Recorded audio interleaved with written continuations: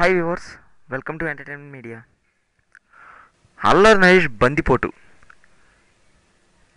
బందిపోటు మీద టీవీ ఛానల్స్లో, సీరియల్స్లో అల్లరి నరేష్ తెగ కనిపించేస్తున్నాడండి. అస్సలు ఈ బందిపోటులో ఏముందో ఒక లుక్ వేద్దాం పదండి. విశ్వనాథ్ అల్లరి నరేష్ దొంగల్ని దోచేసే బందిపోటు. సమాజంలో ప్రతి బిగ్ షాట్ వెనుక మోసం దాగి ఉంటుందని నమ్మే ఒక వ్యక్తి. ఈ బిగ్ షాట్స్ను మోసం చేయడమే పనిగా పెట్టుకుంటాడు మన అల్లరి నరేష్. అతడి గురించి తెలుసుకొని జాహ్నవి అంటే హీరోయిన్ ఈషా చిట్ ఫండ్స్ వ్యాపారంలో తన తండ్రిని మోసం చేసిన తనికల్ల భరణి అంటే మకరందరావు భలే బాబు పోసాని కృష్ణమురళి పగ తీర్చుకునే టాస్క్ అతడికి అప్పగిస్తుంది.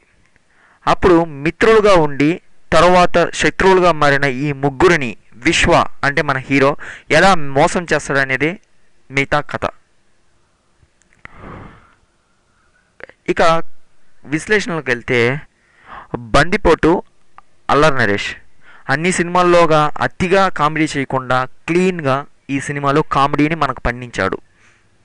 ఇది పాత స్క్రిప్టే అయినా సినిమాల్లో మామూలుగా కనిపించే అతి లేకుండా ఇంకా సర్ప్రైజ్గా అయితే కథా కథనాల ప్రకారం మాత్రం బందిపోటు ఎలాంటి సర్ప్రైజ్ ఇవ్వలేదు.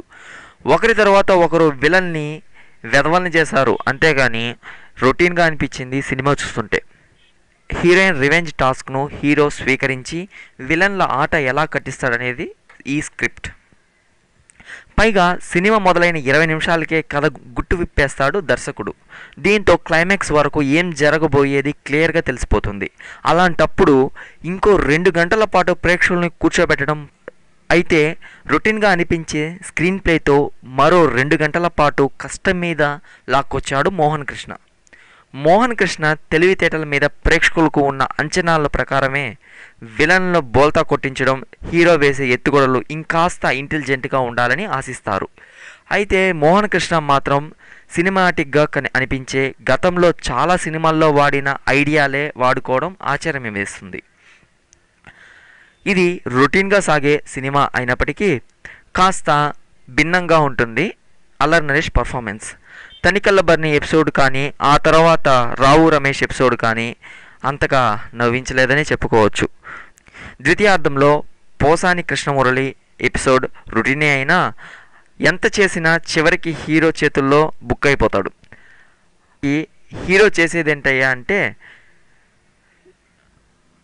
అతడు తెర వెనక బాగోతల్ని రికార్డ్ చేయడం, క్లైమాక్స్లో పెద్దగా హంగామా చేయడం, సింపుల్గా ముగించడం పెద్ద రిలీఫ్. పూర్తిగా కామెడీ మీద దృష్టి పెట్టిన దర్శకుడు హీరో హీరోయిన్ల మధ్య రొమాన్స్ పండించే విషయంలో విఫలమయ్యాడు. ఇద్దరు లవ్లో పడడానికి తగిన సన్నివేశాలు రాసుకోలేదు డైరెక్టర్. సంపు క్యారెక్టర్ ఏమీ హైలైట్ కాలేదు.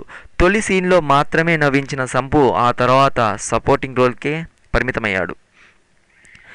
ఇక విశ్లేషణ విషయానికి వస్తే ఈ సినిమా రొటీన్గా సాగిన అల్లరి నరేష్ కోసం ఒక్కసారి చూడొచ్చు. ఈ బందిపోటు ప్రేక్షకుల మనసులు దోచే అవకాశాలు చాలా తక్కువే. ఈ సినిమాకు ఎంటర్టైన్మెంట్ మీడియా ఇస్తున్న రేటింగ్ 2.25.